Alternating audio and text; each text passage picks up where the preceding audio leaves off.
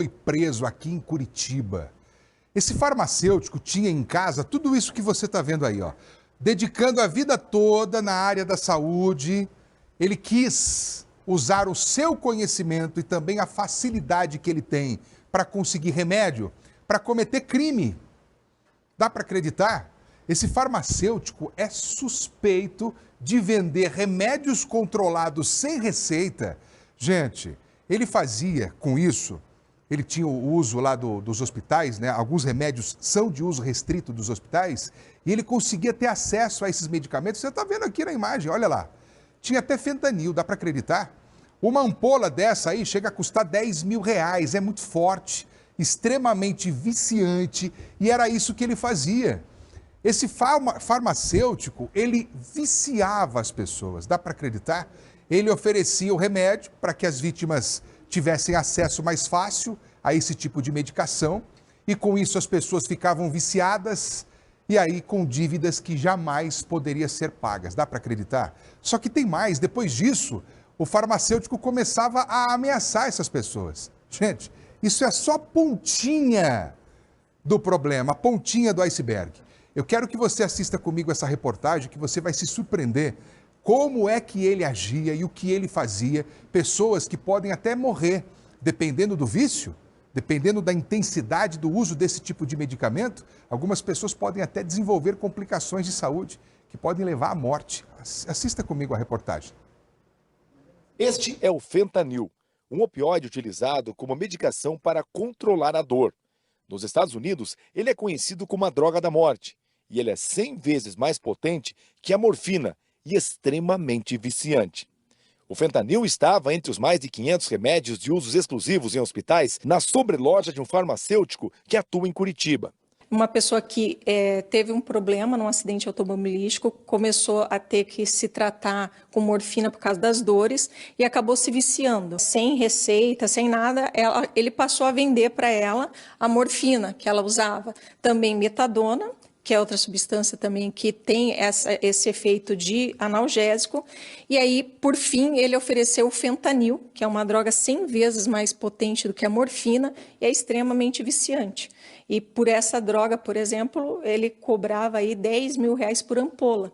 Então, essa vítima acabou se endividando muito com esse indivíduo e para cobrar esses valores, ele passou a ameaçá-la. O suspeito preso tem 40 anos de idade e durante toda a atividade profissional se dedicou à saúde. Primeiramente, atuou como enfermeiro, depois formou-se como farmacêutico e fez ainda uma graduação, seria especialista no assunto. Depois que os policiais da Delcom receberam a denúncia, as equipes foram imediatamente até a farmácia de propriedade dele, que fica no bairro Xaxim, em Curitiba.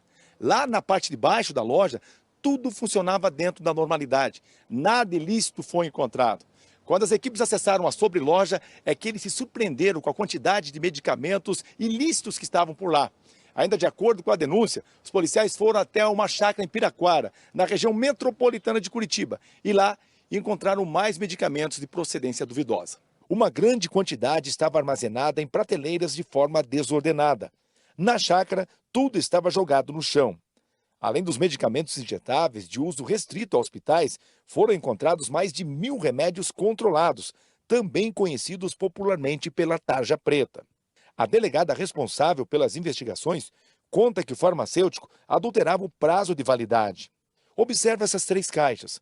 A primeira com a data de vencimento em branco e as outras 2 da mesma marca e laboratório, já com o prazo alterado pelo próprio farmacêutico. Segundo as investigações, o suspeito vendia tudo sem receitas médicas. Ele estava alterando a data de vencimento, suprimindo a data de vencimento, carimbando, etiquetando novas datas de vencimento, além de ter teste de Covid, teste de dengue, até teste de AIDS, vencidos ali nesse depósito. O homem que segue preso na Delegacia do Consumidor já tinha 2 condenações na Justiça. Uma por disparo de arma de fogo, a outra por peculato, que significa o abuso de confiança e desvio de dinheiro público. Se forem somadas as penas dos crimes cometidos pelo farmacêutico, elas podem chegar a 30 anos de prisão. Ele vai responder, além da adulteração das medicações, que é a falsidade de medicamentos, também pelo tráfico de drogas. Gente, O mais impactante nessa história é saber que tinha uma mulher que não mais conseguia pagar porque ela comprava essa medicação cara, e aí o rapaz lá começava a ameaçá-la, entendeu? Ele usava de ligações e várias outras maneiras para poder ameaçar essa mulher. Meu Deus do céu, imagina o sofrimento de uma pessoa que precisa de uma medicação para aliviar a dor, por exemplo. Assim, falta sensibilidade de algumas pessoas, porque o que ele queria não era ajudar as pessoas. Jamais. O que ele queria era ferrar mesmo. Ele queria enriquecer, queria ganhar dinheiro. Por isso ele tinha esse estoque imenso dentro de casa. Alguns medicamentos eram falsificados, outros eram adulterados. E não sou eu quem está dizendo. É a polícia, é a investigação. E você consegue imaginar a tua vida em risco na mão de um cidadão desse? Na mão de um sujeito desse?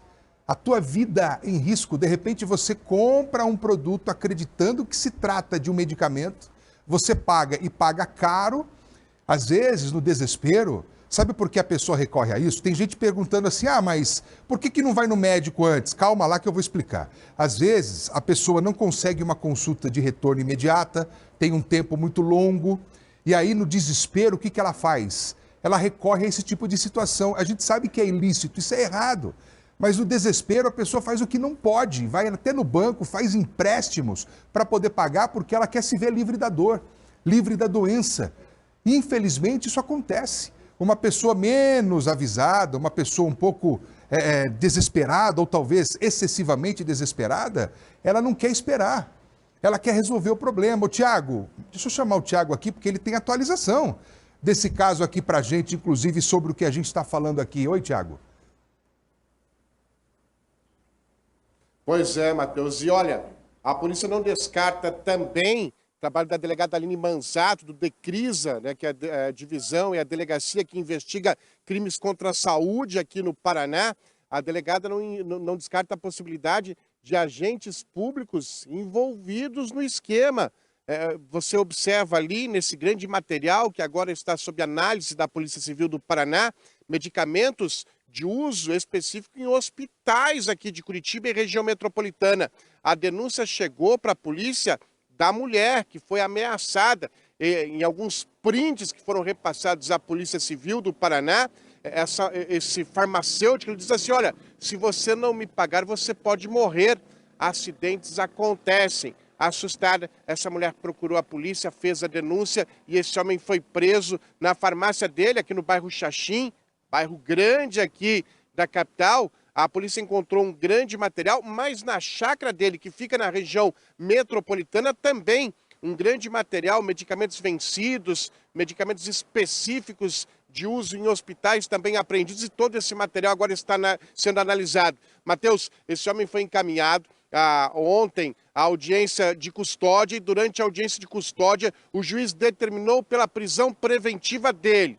Ele segue preso à disposição da justiça e, se condenado, ele pode ficar até 30 anos atrás das grades. O que a polícia pede a partir de agora é que outras vítimas desse farmacêutico procurem a polícia, denunciem, e novas prisões não foram descartadas. Matheus Furlan. Obrigado, viu, Tiago Silva. Caso que a gente segue acompanhando.